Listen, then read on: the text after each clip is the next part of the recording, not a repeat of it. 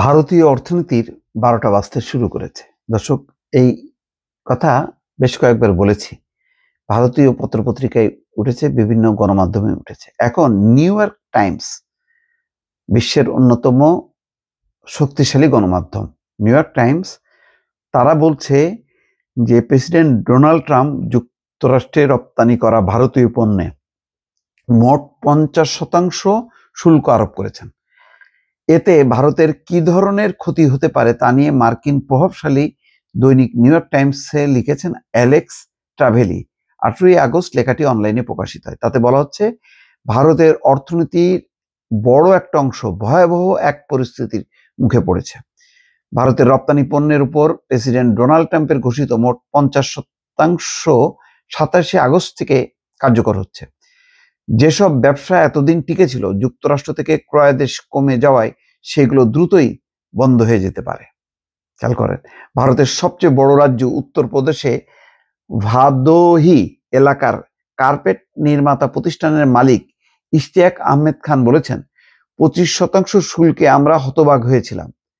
কিভাবে এই সমস্যা মোকাবেলা করব সেটা নিয়ে ভাবছিলাম, কিন্তু সেই ২৫%ই হয়ে গেল এখন ৫০%। এটা অনেকটা অসম্ভব হয়ে গেল। আমরা ভয় পাচ্ছি অনেক মানুষ বেকার হয়ে যাবে।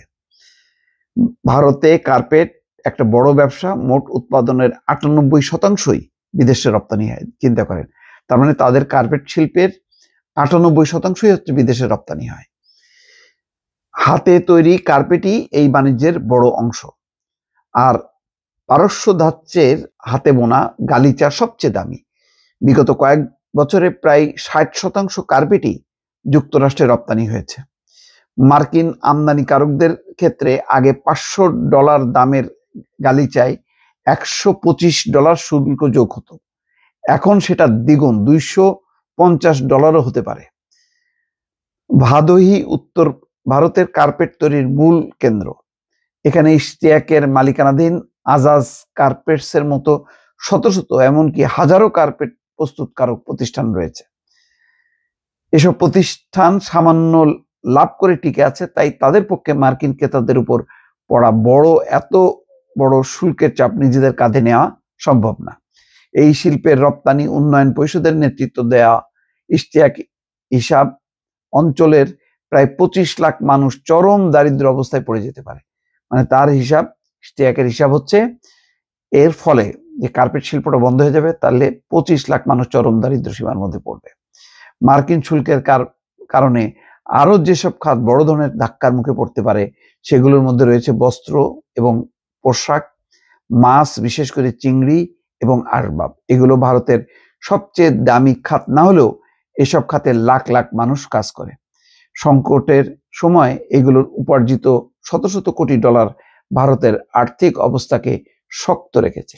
এখন প্রশ্ন হলো যে, এখানে বলা হচ্ছে, পণ্য বাণিজ্যে ভারত এবং যুক্তরাষ্ট্রের মধ্যে গত বছর মোট বাণিজ্য ছিল $১২,৯০০ কোটি। তবে এসব পণ্যের মধ্যে কার্পেট যে সবচেয়ে বেশি রপ্তানি হয় এমনও নয়। তবে এখন প্রশ্ন আরো অনেক বড় প্রশ্ন, দুই দেশের কৌশলগত বাণিজ্য সম্পর্ক অনেকটা ঝুলে আছে। এখন যেটা দেখেন, চীনের ক্ষেত্রে মানে বেশ রিল্যাক্স হয়ে যাচ্ছে, কিন্তু ভারতের ক্ষেত্রে কি হবে? ভারতের ক্ষেত্রে এখনো পর্যন্ত সর্বশেষ যেই কথাটা মার্কিন পররাষ্ট্র দপ্তর থেকে বলা হয়েছে, যে রাশিয়া থেকে তেল কেনা বন্ধ না করলে ভারতকে ছাড় নেই। তাহলে বিষয়টা দাঁড়াচ্ছে এই, যে যদি যুদ্ধ শেষ হয়, যদি নিষেধাজ্ঞা প্রত্যাহার করে, তাহলে হয়তো ভারতের উপর ভাড়াটা কমবে। কিন্তু আপাতত যে পরিস্থিতি, যদি ২-৩ মাস, ৪ মাস, ৬ মাস চলে, ভারতের অর্থনীতির বিশাল একটা ধাক্কা বা ক্ষতি হবে এবং প্রচুর মানুষ বেকার হবে। দর্শক, ভালো থাকবেন। আল্লাহ হাফেজ।